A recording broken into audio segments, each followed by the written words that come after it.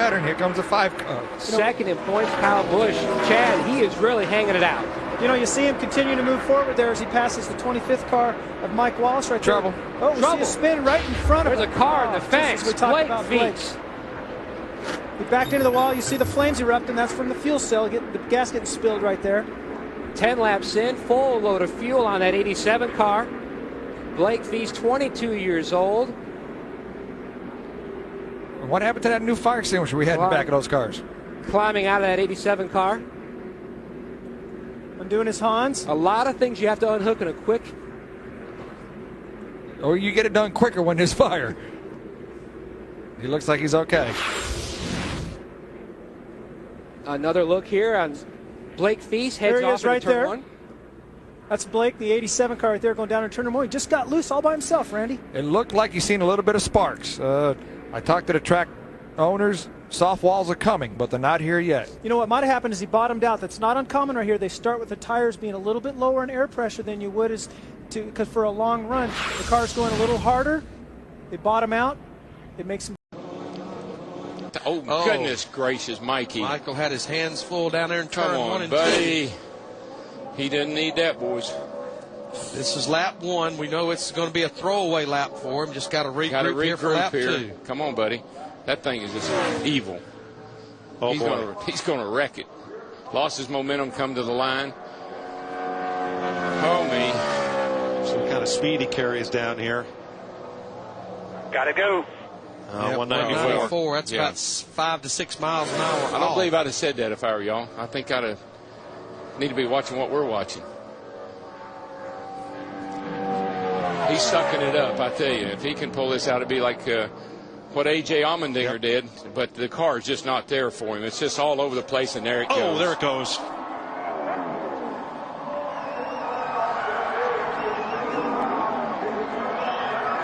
That's such a shame.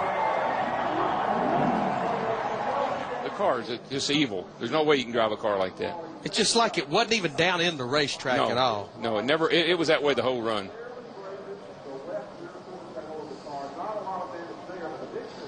And in their defense, they've done a lot of work. I know they came here and tested. They've been to Kentucky. It's not from lack of effort, but obviously they're just not getting it done right now.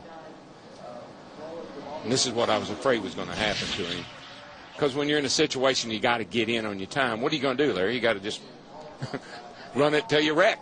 Well, that knocked my water over. Knocked my breath out. Here comes Benson on the bottom.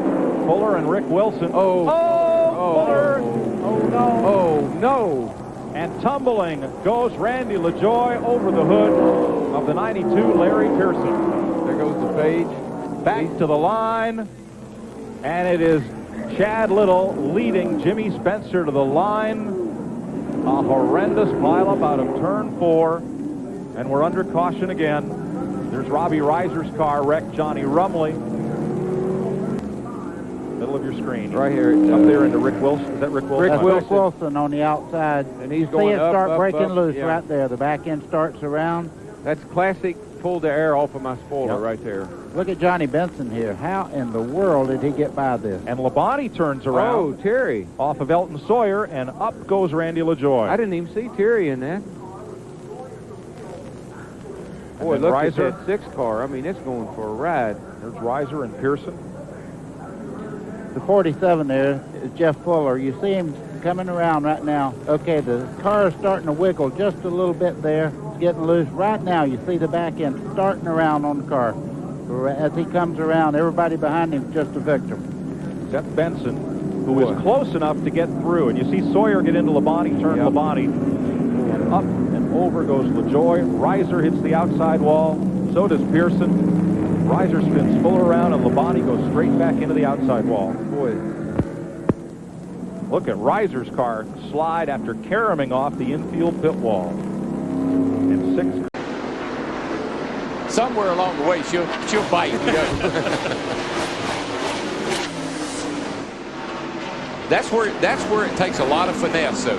Not just jumping in that spot. Trouble, turn 2. One car got into the wall, slowed dramatically, car. and got pile driven. by a car coming fast on the outside. Yeah, he's Brian Vickers in the 40 car. He's still going fast. And he has no brakes. He's knocked the brake line off, and he's going to have to keep going around. It don't look like he's going to come to pit road this time. No. Way too fast for his crew ever to stop him. Foyt bounced off the outside wall, and Vickers had nowhere to go. Oh, man, he just knocked the fire out of the wall again. Down here, coming off of turn 4, he just turned dead. Look at that thing. That thing just took a dead left or right into the wall.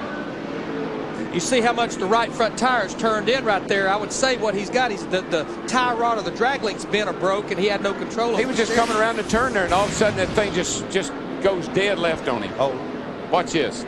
Here he comes. Here he comes. Man, it's like I don't know if that maybe that hood being up in front of him. Maybe he thought he was at the pit road entrance because look how he just turned. Yeah, the right front tire was not towed in that bad until he hit the wall. There's Larry Foyt moving around in his car, which is a good sign. Wind and net's down. That's okay. even a better sign. Yes. Now watch Foyt come up off the corner and got in the fence. Yeah, he was already in the fence. Caught it, and it just arrested his forward motion, and poor Brian Vickers had nowhere to go.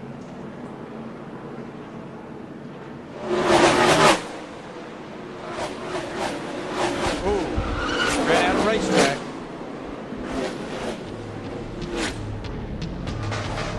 So we're under caution for the 4th time. Jeff Burton has led every lap here at the track that has definitely proven it is too tough to tame.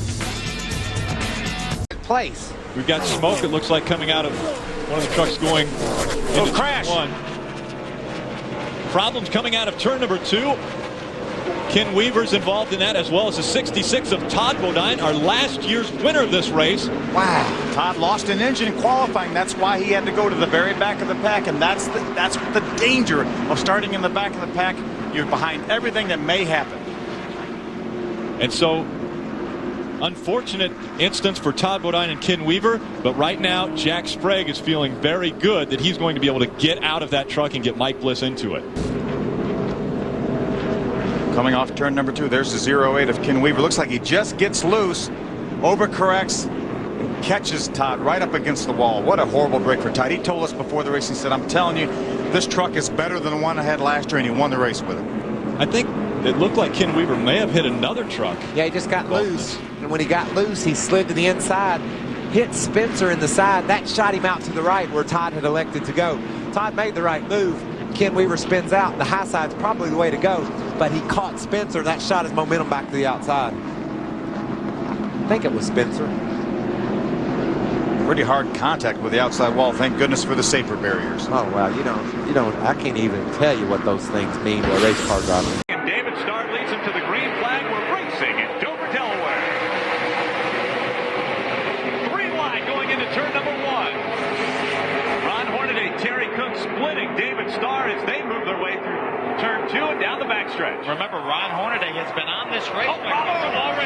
Steve Hart, Brandon Witt caught up in that as well. The 12 of Robert Huffman. And the 65 of Regan Smith. Johnny Benson, the 23 truck. Wow, what happened, Phil? Oh, I don't know. They just, again, most of these drivers sat and watched the Busch race 200 miles.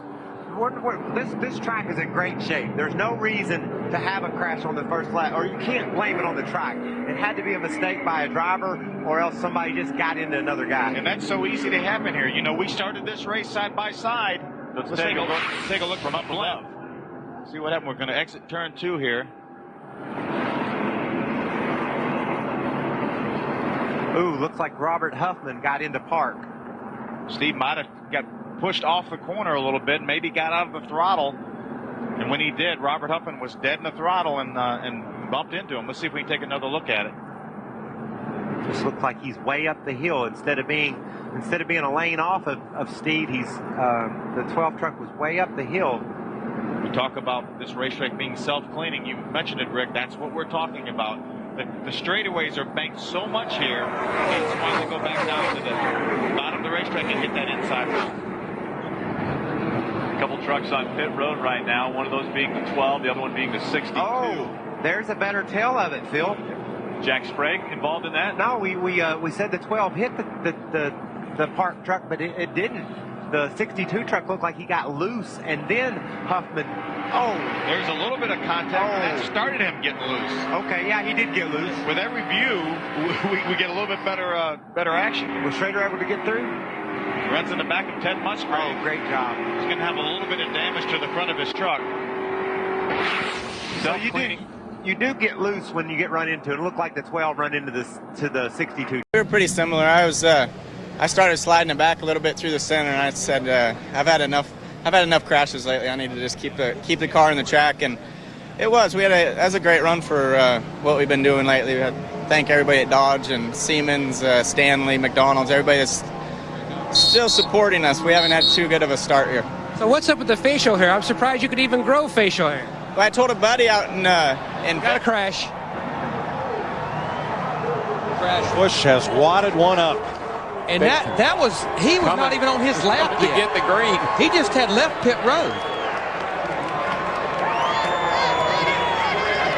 Well, he said if he could hold it all wide open all the way around, he'd have a shot at the pole.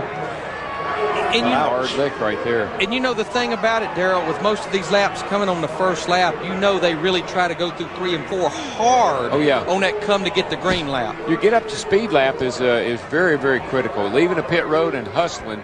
The crew chief will be on that radio saying, hustle, hustle. He may have just overdone a little bit there. Tires didn't have enough heat in them. All right, let's show you what happened here as Kyle moving around in the car looks to be okay. This thing gets out money pretty early. She loose right there. You could see the wheels turn back to the right, and just as he turned it off in the corner, watch this lick here. This is a hard lick. Despite the safer barrier. Let's show you, You know, last year a couple of times he had problems qualifying. If you remember, I think Charlotte, Texas.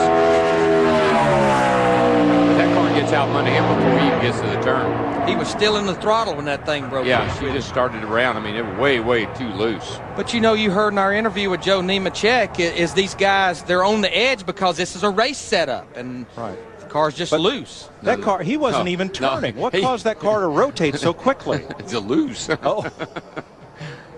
It's a bad loose. That's where you start thinking about turning. The car thought of it before he did. By AOL. Want a better high-speed internet? You belong at AOL. By Prilosec OTC, a proud sponsor of NASCAR. And by Subway Restaurants. Subway. Drive hard, eat fresh.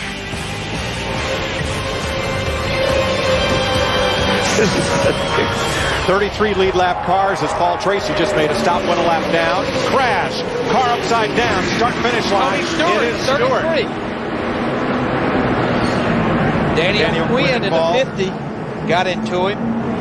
I don't see anyone else, but Stewart has taken a wild ride. Let's see Watch if we can 33. determine what happened. The 8 car, Tony had just helped the 8 car get to the lead going down the back. The 8 car drove to the inside, and I think Tony thinks there's a hole right there that he's trying to get down in, and there's just not, he just doesn't quite have enough room to get in front of Kenny Wallace.